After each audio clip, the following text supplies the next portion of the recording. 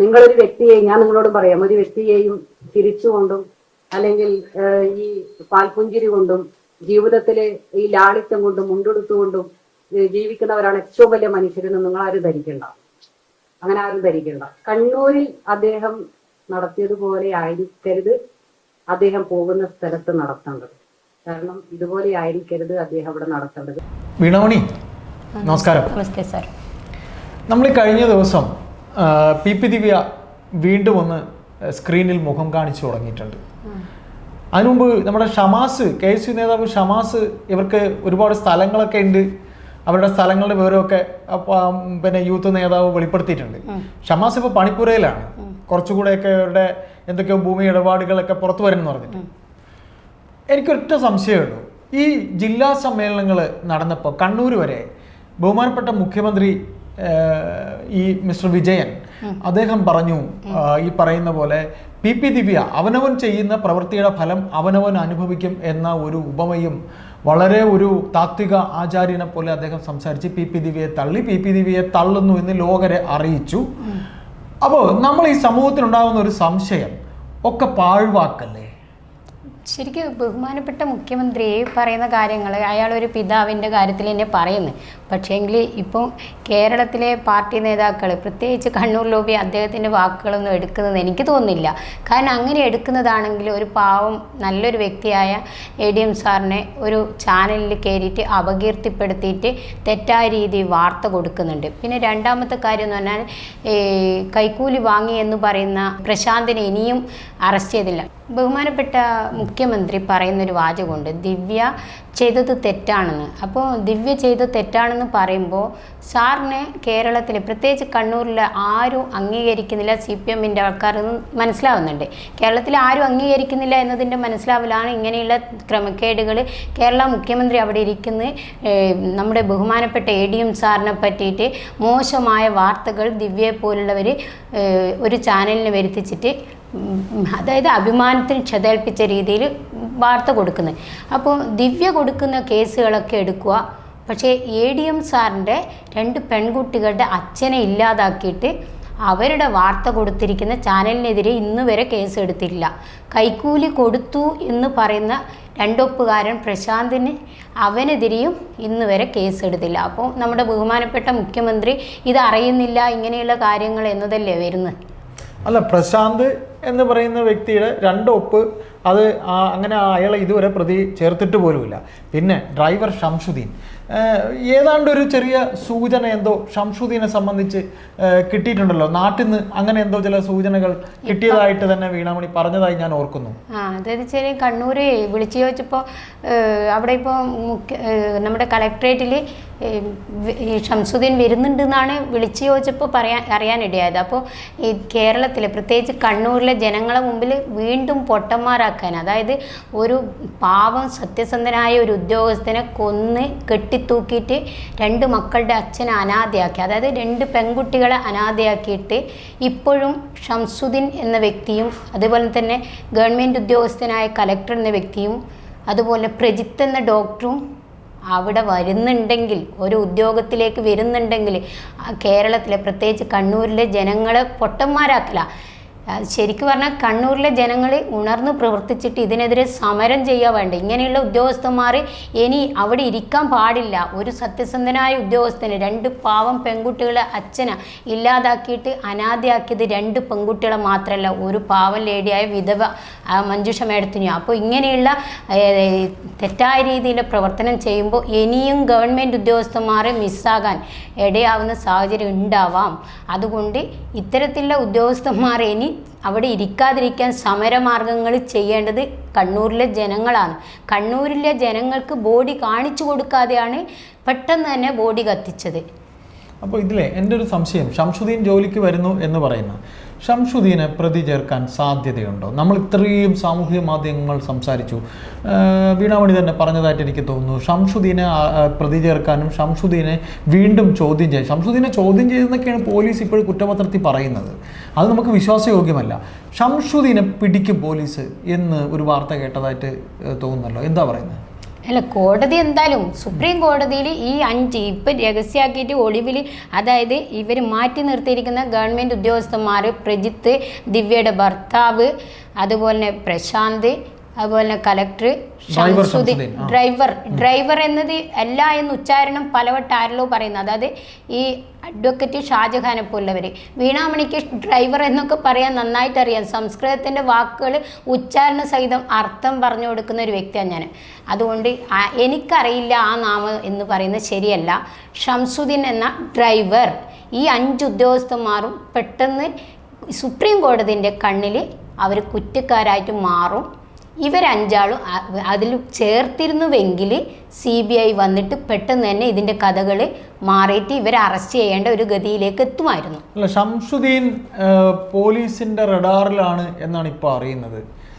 അങ്ങനെ ഒരു സൂചന ഉണ്ടോ? അല്ല, ഇതിപ്പോൾ ഇവർ ഉൾപ്പെടുത്തിയില്ലെങ്കിൽ കോടതി പോലീസിനെ ചോദ്യം ചെയ്യും, ഉറപ്പായിട്ടും. ബഹുമാനപ്പെട്ട നീതിപീഠം ചോദിക്കും എന്തുകൊണ്ട് ഇവരെ ഉൾപ്പെടുത്തിയില്ല. പ്രത്യേകിച്ച് ഹൈക്കോടതിയിൽ ഇനിയിപ്പം ഡിവിഷൻ ബെഞ്ച് വിധി കാത്തിരിക്കുന്നുണ്ട്. പക്ഷേങ്കിൽ സുപ്രീം കോടതിയുടെ നിരീക്ഷണത്തിൽ ഇവരൊക്കെ പെടും.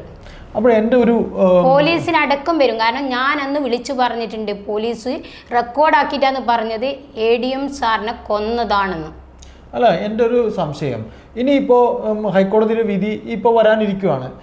ആ വിധി വരാനിരിക്കുന്ന അവസരത്തിൽ രാംകുമാർ എന്ന സീനിയർ അഡ്വക്കേറ്റിന് ഒരു വേള ഒരിക്കൽ കൂടി മഞ്ജുഷ മാഡത്തിന് വേണ്ടി വാദിക്കാൻ കഴിഞ്ഞേക്കുമോ? നമുക്ക് കിട്ടിയ അറിവ് ചിലപ്പോൾ വാദിച്ചേക്കും, വാദം ഒരിക്കൽ കൂടെ ഉണ്ടാകും എന്നാണ് കാര്യം. അവർക്ക് ഈ അന്വേഷണത്തിൽ ഒരു തൃപ്തിയില്ല എന്ന് പ്രോസിക്യൂഷൻ പറയുന്നു, എല്ലാം ചെയ്തു എന്ന് പ്രോസിക്യൂഷൻ പറയുന്നു. പക്ഷേ പ്രോസിക്യൂഷൻ്റെ ഇതുവരെയുള്ള പ്രവർത്തനങ്ങളിൽ SIT എന്ന അന്വേഷണ സംഘത്തിൽ അവരുടെ നിരീക്ഷണത്തിൽ അവർക്ക് താല്പര്യമില്ല എന്ന് പറഞ്ഞിരിക്കവെയാണ് ശ്രീകുമാർ വക്കീൽ പാർട്ടിക്ക് വേണ്ടി കളിച്ച് അവർ ക്രൈംബ്രാഞ്ച് അന്വേഷണത്തിലേക്ക് പോയാലോ എന്ന് പറഞ്ഞ് അവർ ചതിച്ചത്. അപ്പോൾ ഇങ്ങനെ നിൽക്കുമ്പോൾ ഇതിലൊരു വിധി മാത്രം കൊണ്ട് ഒതുക്കി ഡിവിഷൻ ബെഞ്ച് അങ്ങനെ ചെയ്യും എന്ന് തോന്നുന്നുണ്ടോ? ഹൈക്കോടതിൻ്റെ ഡിവിഷൻ ബെഞ്ച് എന്തായിരിക്കും ബഹുമാനപ്പെട്ട നീതിപീഠം സംസാരിക്കുന്നത് എന്ന് എനിക്ക് ശരിക്ക് ഒരു മുൻവിധിയുടെ അടിസ്ഥാനത്തിൽ എന്തിനാണ് ഇത്ര വൈകുന്നത്, വിധിയുടെ റിസൾട്ട് വരാൻ എന്തിനാണ് വൈകുന്നത് എന്ന് നീതിപീഠത്തിനോട് കാലുപിടിച്ച് ചോദിക്കുക ചെയ്യുന്നത്. കാരണം കേരളത്തിലെ ജനങ്ങളെ ഇത്രയും വൈകിക്കുമ്പോൾ അവിടുത്തെ ക്യാമറയിലെ സത്യങ്ങൾ ഇനിയും പുറത്തു വന്നിട്ടില്ല. കേരളത്തിലെ ജനങ്ങൾക്ക് അറിയണം പാവം മനുഷ്യനെ എങ്ങനെയാണ് കൊന്നതെന്ന്. ബഹുമാനപ്പെട്ട ഹൈക്കോടതിയുടെ നീതിപീഠത്തിൻ്റെ കാല് പിടിച്ച് പറയുക ചെയ്യുന്നത്.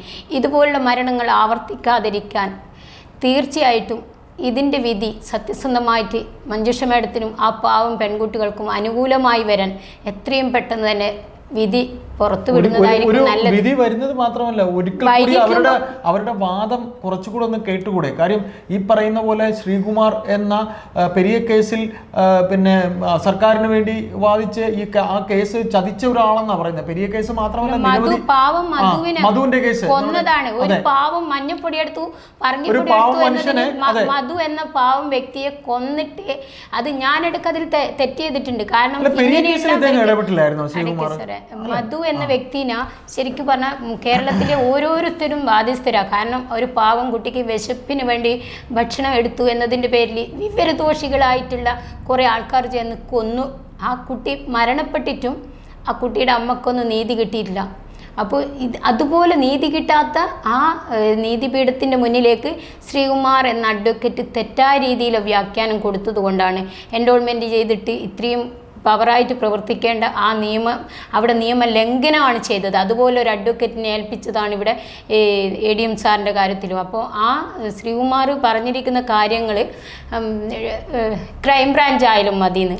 അപ്പോൾ അത് അവരുടെ ഭാര്യയ്ക്ക് ഇങ്ങനെ ഒരു മരണം സംഭവിച്ചുവെങ്കിൽ, അവരുടെ വീട്ടിലാണ് ഇങ്ങനെ ഒരു ചതിയിൽപ്പെട്ട് മരണം സംഭവിച്ചുവെങ്കിൽ ഇങ്ങനെ പറയുമോ ആ വക്കീൽ? അതാണ് ചോദിക്കുന്നത്. ഇപ്പോൾ ശരിക്ക് ബഹുമാനപ്പെട്ട നീതിപീഠത്തിനോട് കാല് പിടിച്ച് ഒന്നും കൂടി പറയുന്നത്, ഇതിൻ്റെ മഞ്ജുഷ മേഡത്തിൻ്റെ റിപ്പോർട്ടുകൾ മുഴുവനായിട്ടും കുറച്ചും കൂടി വാദം കേൾക്കുകയും കുറച്ചും കൂടി സത്യസന്ധമായിട്ട് മഞ്ജുഷ മേഡത്തിനും ആ പാവം പെൺകുട്ടികൾക്കും നീതി കിട്ടുന്ന രീതിയിൽ CBI വരാൻ വേണ്ടിയിട്ട് ആജ്ഞാപിക്കണം. അതാണ് എൻ്റെ അപേക്ഷ. അതായത് എൻ്റെ ഒരു സംശയം, ഇനിയിപ്പോൾ വെക്കേഷനൊക്കെ വരികയല്ലേ, വക്കീലന്മാർ വെക്കേഷനൊക്കെ പോകുമല്ലോ. അപ്പോൾ ഈ കേസ് ഇപ്പോൾ ഹൈക്കോടതി ഇങ്ങനെ പറയുമ്പോഴും ഇനി ഒരു 2 മാസവും കൂടെ കഴിഞ്ഞല്ലേ സുപ്രീം കോടതിയിലേക്ക് അവർ പോയാലും ഈ കേസ് പിന്നീടും എടുക്കുക? ഇപ്പം മാർച്ച് ഏപ്രിൽ വെക്കേഷൻ ലീവ് വരുമ്പം ഒരു ജഡ്ജി സുപ്രീം കോടതിയിൽ ബഹുമാനപ്പെട്ട നീതിപീഠത്തിൻ്റെ അവിടെ ഒരു ജഡ്ജി പിന്നെ റിട്ടയർമെൻറ്റ് ചെയ്യാനുണ്ട്. അതായത് നമ്മുടെ മുഖ്യമന്ത്രിനെയൊക്കെ സഹായിക്കുന്ന ഒരു ജഡ്ജുണ്ട്. ഇപ്പോൾ കേരളത്തിലെ മുഴുവനായിട്ട് ജനങ്ങൾ ചോദിക്കും ലാവ്ലിൻ കേസ്. ശരിക്കും ലാവ്ലിൻ കേസിന് അവിടെ ഒരു ജഡ്ജി ഉണ്ട് സുപ്രീം കോടതിയിൽ സഹായിക്കുന്നത്. അപ്പോൾ ആ ജഡ്ജൊക്കെ ഇപ്പോൾ റിട്ടയർമെൻറ്റിൽ വരുമ്പോൾ മഞ്ജുഷ മാഡത്തിനെ പോലുള്ളവർക്ക് അവിടുന്ന് സുപ്രീം കോടതിയിൽ നിന്നൊക്കെ നീതി സത്യസന്ധമായിട്ട് കിട്ടും.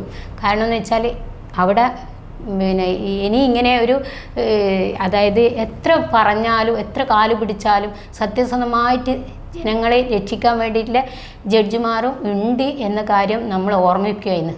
അപ്പോൾ ഇനിയിപ്പോൾ സുപ്രീം കോടതിയിലേക്ക് ഈ വരുന്ന വിധി എന്തായിരുന്നാലും ഈ കുടുംബത്തിന് സുപ്രീം കോടതിയിലേക്ക് പോകാൻ കഴിയുമെന്ന് തന്നെയാണ് താങ്കൾക്ക് അറിയാവുന്ന നിയമവ്യവസ്ഥയിലൂടെ തോന്നുന്നത്. എന്ത് പറയുന്നു? അങ്ങനെ പോകാൻ കഴിയുമല്ലോ. അത് എന്തായാലും എല്ലാ മാഡം പോയിട്ടില്ലെങ്കിൽ ഞാനവിടെ ഇപ്പോൾ എല്ലാവരും ചോദിക്കുന്ന ഒരു ചോദ്യം, സിംഗിൾ ബെഞ്ചിൽ നിന്ന് നേരെ സുപ്രീം കോടതിയിലേക്ക് പോകാം, ഡിവിഷൻ ബെഞ്ചിൽ പോകേണ്ട ആവശ്യമൊന്നും ഇല്ലായിരുന്നു എന്നുവെച്ചാൽ അതായിരുന്നു ഏറ്റവും സുഖം. കാരണം ഇവിടെ മറച്ച് വെച്ച കുറേ ക്യാമറ രഹസ്യങ്ങളും ഫോണിൻ്റെ അകത്തുള്ള രഹസ്യ വിവരങ്ങളൊക്കെ അത് നഷ്ടപ്പെടുത്താനുള്ള സാഹചര്യം ഉണ്ട്. അപ്പോൾ അതൊക്കെ പെട്ടെന്ന് സുപ്രീം കോടതി പോയിട്ടുണ്ടെങ്കിൽ നല്ലതായിരുന്നു. അപ്പോൾ മഞ്ജുഷ മാഡം ഈ ഡിവിഷൻ ബെഞ്ചിലേക്ക് വന്നതുകൊണ്ട് അതിൻ്റെ നേരം വൈകുകയ്യ. അപ്പോൾ ഇവർക്ക് ഈ വിധിയൊക്കെ കുറച്ചും കൂടി വൈകിക്കുമ്പോൾ തെളിവുകൾ നശിപ്പിക്കാനുള്ള സാഹചര്യങ്ങൾ കക്ഷികൾക്ക് ഉണ്ടാക്കി കൊടുക്കുക ചെയ്യുന്നത്, എതിർകക്ഷികൾക്ക്. അപ്പോൾ ആ സാഹചര്യം ഇല്ലാതിരിക്കാൻ ബഹുമാനപ്പെട്ട കോടതി ശ്രദ്ധിക്കണം. ഇത്തരത്തിലുള്ള സാഹചര്യങ്ങളിൽ ഇല്ലാതെ നീതിക്ക് വേണ്ടിയിട്ട് അപേക്ഷിക്കുന്ന ആ പിഞ്ചു മക്കളെ ഓർത്തിട്ട് എല്ലാവരും വിധി എഴുതുന്നവർ അച്ഛനാണെന്ന ബോധത്തോടെ ആ കുഞ്ഞുങ്ങൾക്ക് വേണ്ടി നല്ല നീതിപൂർവമായ ഒരു വിധി എത്രയും പെട്ടെന്ന് ബഹുമാനപ്പെട്ട നീതിപീഠം പുറത്ത് കൊണ്ടുവരണം. അപ്പോഴേ എൻ്റെ ഒരു സംശയം, ഈ പറയുന്ന പോലെ ഇവർക്ക് ഇപ്പോൾ വീടാമണി ഇപ്പോൾ അല്പം മുമ്പ് സംസാരിച്ചു സിംഗിൾ ബെഞ്ചിൽ നിന്ന് നേരെ പോകാമായിരുന്നു സുപ്രീം കോടതിയിലേക്ക് എന്ന്. ഇപ്പോൾ ഡിവിഷൻ ബെഞ്ചിൻ്റെ വിധി ഇപ്പോൾ വരാൻ പോകാൻ ഇരിക്കുന്നു. അപ്പോൾ സുപ്രീം കോടതിയിൽ എത്തുമ്പോൾ ആ വിധി ഇനി എന്ത് തന്നെ ആയിരുന്നാലും മേൽക്കോടതിയായ സുപ്രീം കോടതി പറയുന്നു, കീഴ്ക്കോടതിയായ ഹൈക്കോടതിയിൽ വിധി അറിയാത്തത് കൊണ്ടാണ് നമ്മുടെ ഒരു സംശയം. വിധി ഇപ്പോൾ CBI അന്വേഷണം വേണ്ട എന്നായിരുന്നാലും ഇപ്പോൾ CBI അന്വേഷണം വേണ്ട, ഈ അന്വേഷണത്തിൽ തൃപ്തമാണ് എന്ന് തന്നെ ഒരു വാചകം ചേർത്താൽ ഇവർക്ക് തീർച്ചയായിട്ടും സുപ്രീം കോടതിയുടെ ഒരു ഭാഗത്ത് നിന്ന് കീഴ്ക്കോടതിയിൽ നിന്ന് ഇങ്ങനെ പറഞ്ഞതല്ലേ, അതുകൊണ്ട് ഇനി വേണ്ട എന്ന് വല്ലതും പറയാൻ സാധിക്കില്ല. കീഴ്ക്കോടതിയുടെ വാദത്തെ സുപ്രീം കോടതി നോക്കില്ലേ? അത് നോക്കും. പക്ഷെ അതിൻ്റെ അകത്തിരിക്കുന്ന എന്തൊക്കെയാണ് പോയിന്റുകളൊന്നും കൂടി ബഹുമാനപ്പെട്ട സുപ്രീം കോടതി നോക്കും. കീഴ്ക്കോടതിയിൽ എന്തൊക്കെ പോയിന്റുകളാണ് വിട്ടുപോയത്, ഏത് കോടതിയാലും ഇപ്പോൾ ഹൈക്കോടതിയിൽ തന്നെ സിംഗിൾ ബെഞ്ചിൽ നിന്ന് വിട്ടുപോയ ഭാഗങ്ങൾ ഡിവിഷൻ ബെഞ്ച് നോക്കും. അപ്പോൾ മേൽക്കോടതി തീർച്ചയായിട്ടും നോക്കും. അപ്പോൾ വിട്ടുപോയ ഭാഗങ്ങളെ ഓർമ്മിപ്പിച്ചുകൊണ്ട് നമ്മുടെ മഞ്ജുഷ മാഡത്തിൻ്റെ വക്കീൽ, ഇപ്പോൾ ഉള്ള വക്കീൽ നല്ല വക്കീലാണ്. അപ്പോൾ അവർ നമ്മുടെ ബഹുമാനപ്പെട്ട നീതിപീഠത്തിന് അത് കാര്യങ്ങൾ ശ്രദ്ധിപ്പിച്ചുകൊണ്ട് അത് മുന്നോട്ട് പോകാൻ തീർച്ചയായും കഴിയും. പിന്നെ മേൽക്കോടതി എപ്പോഴും നീതിപൂർവമായിട്ട് പെരുമാറും. അതിന് ഇവിടെ ഇളവൊന്നും ഈ കാര്യത്തിൽ, അതായത് പോയിന്റിൻ്റെ കാര്യത്തിൽ ഇളവൊന്നും ഉണ്ടാവില്ല. കാരണം ഒഴിച്ചുകൂടാൻ പറ്റാത്ത കുറേ ആൾക്കാരാണ് ഗവൺമെൻറ് ഉദ്യോഗസ്ഥന്മാർ. അവരുടെ പേരും കൂടി ഉൾക്കൊള്ളിച്ചുകൊണ്ട് ഈ കേസിൻ്റെ മുന്നോട്ടുള്ള പാതയിലേക്ക് പോകുമ്പോൾ കുടുങ്ങുന്നത് ഈ 5 ഗവൺമെൻറ് ഉദ്യോഗസ്ഥന്മാരായിരിക്കും. പിന്നെ ദിവ്യ പറഞ്ഞ വാചകം കൈക്കൂലി വാങ്ങിച്ചു എന്ന് ഒരു ചാനലിൽ വന്നിട്ട് പറയുക ചെയ്യുന്നത്. ആ ചാനലിൻ്റെ വാർത്താ റിപ്പോർട്ടറെ ഇനിയും അറസ്റ്റ് ചെയ്തില്ല. അപ്പം ആ ദിവ്യ പറയുന്നത് സുജാ പാർവതിക്കെതിരായിട്ട് ദിവ്യ പറയുമെങ്കിൽ അവൾക്ക് ഈ ചാനലിനെ വിമർശിക്കാൻ എന്തധികാരം? ഒരു പാവം 2 പെൺകുട്ടികളുടെ അച്ഛനെ ഇല്ലാതാക്കിയിട്ട് 2 പെൺകുട്ടികളെ അനാഥയാക്കിയിട്ട് ഒരു പാവം ലേഡിയായ മേഡത്തിനെ, മഞ്ജുഷ മേഡത്തിനെ അനാഥയാക്കിയിട്ട് ആ ദിവ്യക്ക് ഇത് പറയാൻ എന്ത് യോഗ്യതയാണുള്ളത്? അല്ലേ, എനിക്കൊരു സംശയം കൂടെ ചോദിക്കേണ്ട വീണാമണി. നമ്മളിപ്പോൾ ഏതായാലും കോടതി കാര്യങ്ങളിൽ നിന്നും PP ദിവ്യയിലേക്ക് ഞാൻ ഒന്നുകൂടെ വരികയാണ്. PP ദിവ്യയെ പാർട്ടി വേദിയിൽ മുഖ്യമന്ത്രി, അവരുടെ മുതിർന്ന പാർട്ടി അംഗമാണ്, അദ്ദേഹം വിമർശിച്ചു, ശരിയാണ്. പക്ഷേ PP ദിവ്യയെ പ്രതി ചേർത്തുകൊണ്ട് ആത്മഹത്യാ കുറ്റത്തിലേക്ക് കേസ് പോയി PP ദിവ്യയെ പ്രതി ചേർത്ത് അറസ്റ്റ് ചെയ്യുമ്പോൾ P ശശിയെ പോലുള്ളവർക്ക് എത്ര കണ്ട് ഈ പറയുന്ന പിന്നെ ദിവ്യയുടെ അറസ്റ്റിനെ അംഗീകരിക്കാൻ കഴിയും? PP ദിവ്യ എന്ന് പറഞ്ഞാൽ P ശശിക്ക് ഏറ്റവും വേണ്ടപ്പെട്ട ആളാണ്. അപ്പോൾ P ശശി അവരെ സംരക്ഷിക്കാനല്ലേ നോക്കുകയുള്ളൂ.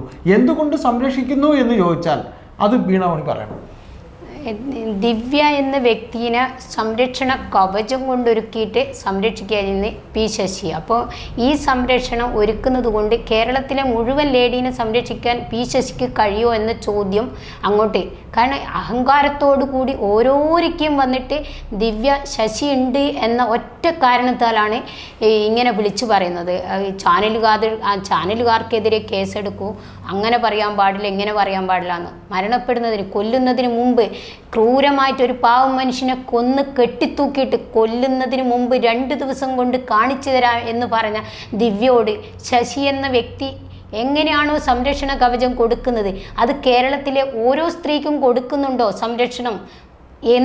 എന്തിൻ്റെ പേരിലാണ് ദിവ്യക്ക് മാത്രം ഇങ്ങനെ ഒരു സംരക്ഷണം കൊടുക്കുന്നത്? ഇത് ഇങ്ങനെ ഒരു പക്ഷേ മുഖ്യമന്ത്രിനെ തന്നെ ശശിയെ പോലുള്ളവർ കൊന്നിട്ട് മുഖ്യമന്ത്രി സ്ഥാനം ഏറ്റെടുക്കാനുള്ള പവർ അയാളുടെ ഉള്ളിലുള്ള കുരുട്ട് ബുദ്ധിക്കുണ്ട്. അപ്പോഴൊരു ചെറിയ സംശയം കൂടെ ഞാൻ ചോദിച്ചോട്ടെ. അതായത് ഇപ്പോൾ ഈ പറയുന്നത് പോലെ മുഖ്യമന്ത്രിയെ പോലും ഓവർടേക്ക് ചെയ്തുകൊണ്ട് ശശിക്ക് ഇങ്ങനെയുള്ള കാര്യങ്ങൾ ചെയ്യാനുള്ള രീതിയിൽ ശശി അത്ര കണ്ട് വളർന്നു എന്ന് പറയുമ്പോൾ, അതായത് വീണമണി ഇപ്പോൾ പറഞ്ഞു പി ദിവ്യയെ സംരക്ഷിക്കുന്നത് ശശി തന്നെയാണ്. ശശിക്ക് ഇത്തരത്തിൽ നിരവധി അതായത് പിന്നെ പി ദിവ്യയുടെ പല ബിസിനസ് ഇടപാടുകളും അത് ശശിയുമായി ചേർന്ന് തന്നെയുള്ള കൂട്ടുകച്ചവടം ഉണ്ടായിരുന്നു അല്ലേ, അങ്ങനെയൊക്കെ ഉണ്ടെന്ന് തന്നെയാണ് പറഞ്ഞു കേൾക്കുന്നത്. അതായത് ദിവ്യയുടെ ഭർത്താവിൻ്റെ പേരിലും ദിവ്യയുടെ പേരിലും അടങ്ങുന്ന ഒരു കമ്പനിയെക്കുറിച്ചൊക്കെ തന്നെ ശശിക്ക് പൂർണ്ണമായി വ്യക്തമാണ്. എൻ്റെ ഒരൊറ്റ സംശയം, കണ്ണൂർ ജില്ലയിലുള്ള നിരവധിയായിട്ടുള്ള പെട്രോൾ ബങ്കുകൾ ഒരുപാട് വന്നു, നിരവധി വന്നിട്ടുണ്ട്. മുഖ്യമന്ത്രി പോലും അറിയാതെ, ജില്ലാ ഘടകം പോലും അറിയാതെ ഇത്തരത്തിലുള്ള ബിസിനസ്സുകൾ, നിരവധി വഴിവിട്ട ബിസിനസ്സുകൾ, അതായത് കരിങ്കൽ കോറി, മണൽ മാഫിയ, ഇങ്ങനെയുള്ള മാഫിയ കച്ചവടങ്ങളുടെയൊക്കെ ഒരു പങ്ക് ഈ പൊളിറ്റിക്കൽ സെക്രട്ടറിക്ക് കിട്ടുന്നുണ്ടോ എന്നൊരു വാർത്തയുണ്ട്. അത് ഈ പറയുന്ന പി ദിവ്യയെ പോലെയുള്ള നിരവധി പേർ അതിലുണ്ട്. അത് ഒരു ചോദ്യം. 2, ഒരു പഴയ കഥയാണ്. അതായത് നമ്മുടെ EK നായനാർ എന്ന ജനപ്രിയനായ മുഖ്യമന്ത്രിയുടെ, അദ്ദേഹം 3ാമത് തവണ മുഖ്യമന്ത്രി ആയിരുന്നതാണ്. ഞാനന്ന് തിരുവനന്തപുരത്ത് ജോലി ചെയ്യുന്ന സമയമാണ്. അന്ന് ഈ പറയുന്ന പോലെ ഈ വിദ്വാൻ അന്ന് പൊളിറ്റിക്കൽ സെക്രട്ടറിയാണ്. അദ്ദേഹത്തിൻ്റെ മകനെതിരെ ഒരു കള്ളക്കഥയുണ്ടാക്കി, ഒരു സ്ത്രീ വിഷയ കഥയുണ്ടാക്കി, അതുപോലെ നന്ദകുമാർ സാറൊക്കെ പറയുന്ന പല സ്ത്രീ പീഡന കഥകൾ അവിടെ അദ്ദേഹത്തിൻ്റെ സീറ്റിലിരുന്നു കൊണ്ട് ഉണ്ടാക്കിയ ഒരു വ്യക്തിയാണ്. അന്ന് ഈ പറയുന്ന കമ്മ്യൂണിസ്റ്റ് പാർട്ടി വിധി എഴുതിയതാണ്, ഇയാൾ ഈ പാർട്ടിയെ മുച്ചൂടും മുടിച്ചു. അത് കഴിഞ്ഞ് എത്രയെങ്കിലും കൊല്ലം കഴിഞ്ഞാണ് ഈ പാർട്ടി അവിടെ തിരിച്ച് ഭരണത്തിലേക്ക് ഇപ്പോൾ വന്നത്. വീണ്ടും ഈ ആളിനെ കൊണ്ടവിടെ പ്രതിഷ്ഠിക്കുമ്പോൾ യഥാർത്ഥ പാർട്ടി അനുകൂലികൾ, പാർട്ടിക്കാർ പറയുന്നു ഇയാൾ ഒരു അവസാന വാക്കാകും, ഇയാൾ വേണമെങ്കിൽ മുഖ്യമന്ത്രി നിങ്ങളെ കൂടെ ഹൈജാക്ക് ചെയ്യും, കൊല്ലുമെന്നൊക്കെ.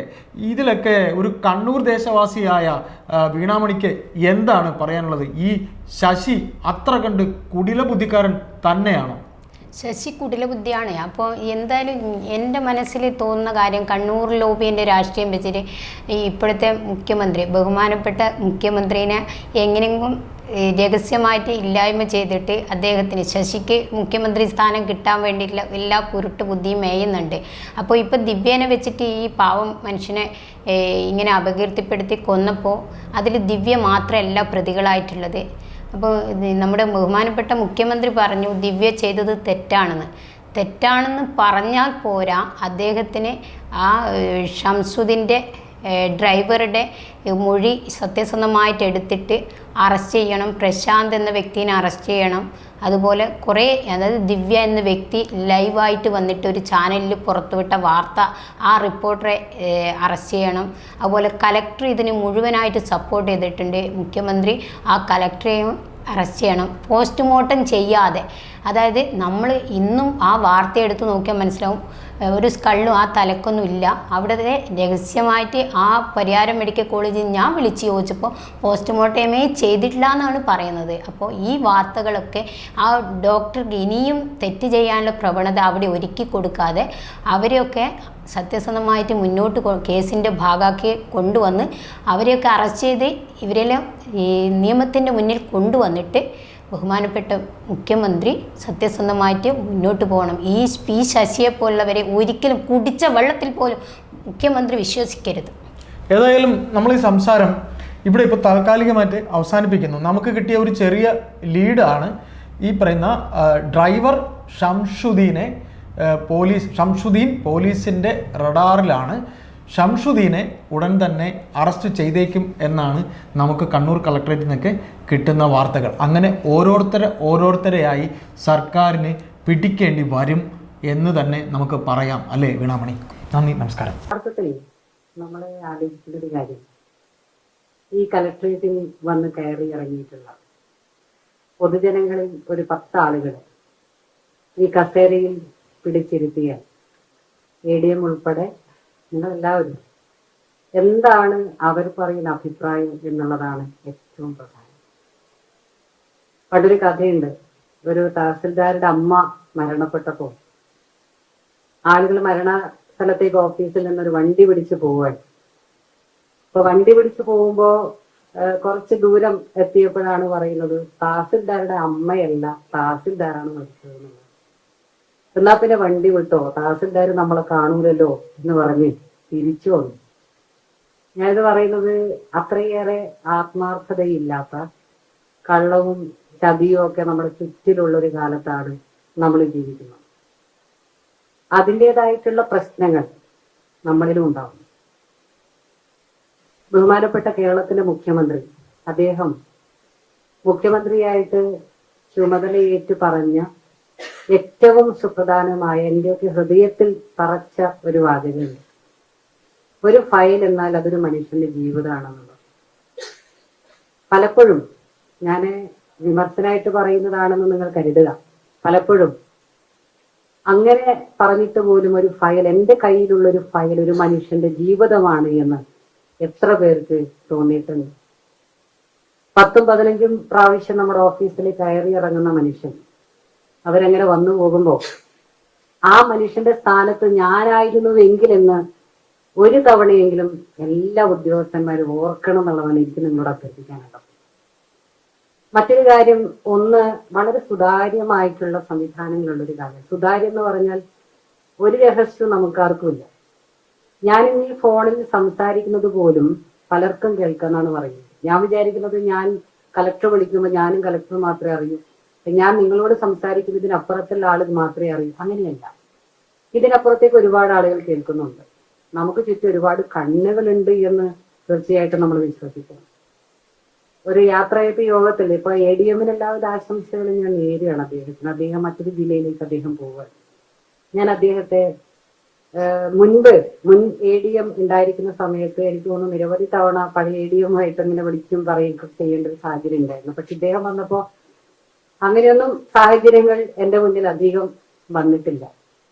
അങ്ങനെ വരുന്നൊരു സാഹചര്യം ഉണ്ടായിട്ടുമില്ല.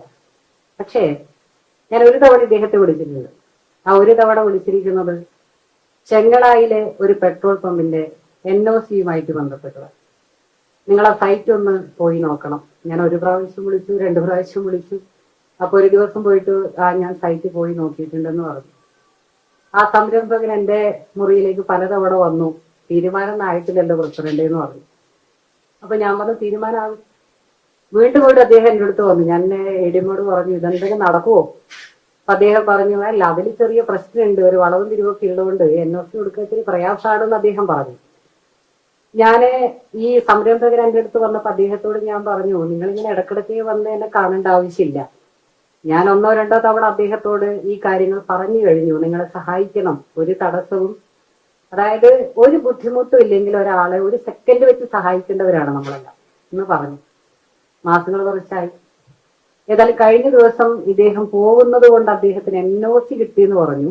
ഏതായാലും നന്നായി. ആ NOC എങ്ങനെ കിട്ടി എന്നുള്ളത് എനിക്കറിയാം. ആ NOC കൊടുത്തതിന് അദ്ദേഹത്തോട് പ്രത്യേക നന്ദി പറയാനാണ് ഞാനിപ്പോ കഷ്ടപ്പെട്ട് ഈ സമയത്ത് നിങ്ങളുടെ ഈ പരിപാടി പങ്കെടുക്കുന്നത്. ഒന്ന്, ജീവിതത്തിൽ സത്യസന്ധത നമ്മൾ എപ്പോഴും പാലിക്കണം. നിങ്ങളൊരു വ്യക്തിയെ, ഞാൻ നിങ്ങളോട് പറയാം, ഒരു വ്യക്തിയെയും ചിരിച്ചുകൊണ്ടും അല്ലെങ്കിൽ ഈ പാൽപുഞ്ചിരി കൊണ്ടും ജീവിതത്തിലെ ഈ ലാളിത്യം കൊണ്ടും മുണ്ടെടുത്തുകൊണ്ടും ജീവിക്കുന്നവരാണ് ഏറ്റവും വലിയ മനുഷ്യരെന്ന് നിങ്ങൾ ആരും ധരിക്കണ്ട. അങ്ങനെ ആരും ധരിക്കണ്ട. അതുകൊണ്ട് ഞാൻ അദ്ദേഹത്തോട് ഒരു നന്ദി പറയാണ്. കാരണം ഞാനൊരു ആവശ്യം അദ്ദേഹത്തോട് ഉന്നയിച്ചപ്പോ അദ്ദേഹം അത് നടത്തി കൊടുത്തു കുറച്ച് മാസമാണെങ്കിലും എന്ന് നന്ദി പറയാണ്. കണ്ണൂരിൽ അദ്ദേഹം നടത്തിയതുപോലെ ആയിരിക്കരുത് അദ്ദേഹം പോകുന്ന സ്ഥലത്ത് നടത്തേണ്ടത്. കാരണം ഇതുപോലെ ആയിരിക്കരുത് അദ്ദേഹം അവിടെ നടത്തേണ്ടത്. നിങ്ങൾ മെച്ചപ്പെട്ട രീതിയിൽ കൂടുതൽ മെച്ചപ്പെടണം എന്നാണല്ലോ നമ്മൾ പറയുന്നത്. മെച്ചപ്പെട്ട രീതിയിൽ നിങ്ങൾ ആളുകളെ സഹായിക്കുക. കാരണം നമ്മുടെ എല്ലാം ചുറ്റും ആളുകളുണ്ട്. വളരെ കെയർ ചെയ്യണം. കാരണം ഇത് നമ്മുടെ ജീവിതം സർക്കാർ സർവീസാണ്. ഒരു നിമിഷം മതി നമ്മുടെ സിവിൽ ഡെത്ത് സംഭവിക്കാൻ, ഒരു നിമിഷം മതി. ആ നിമിഷത്തെക്കുറിച്ച് ഓർത്തുകൊണ്ട് നമ്മളെല്ലാവരും കയ്യിൽ പേന പിടിക്കണം എന്ന് മാത്രമാണ് ഞാൻ ഇപ്പൊ നിങ്ങളോട് പറയുന്നത്. ഒരു 2 ദിവസം കാത്തിരിക്കണം. ഇത്രമാത്രം പറഞ്ഞുകൊണ്ട് ഞാൻ ഇവിടെ നിന്ന് ഇറങ്ങും. മറ്റൊന്നുമല്ല, ഉപഹാരം സമർപ്പിക്കുന്ന ഒരു സമയത്ത് ഈ ചടങ്ങിൽ ഞാൻ ഉണ്ടാകരുത് എന്ന് ഞാൻ ആഗ്രഹിക്കുന്നുണ്ട്. അതിന് പ്രത്യേക കാരണങ്ങൾ കൂടിയുണ്ട്. ആ കാരണങ്ങൾ 2 ദിവസം കൊണ്ട് നിങ്ങളെല്ലാം അറിയും. Thank you.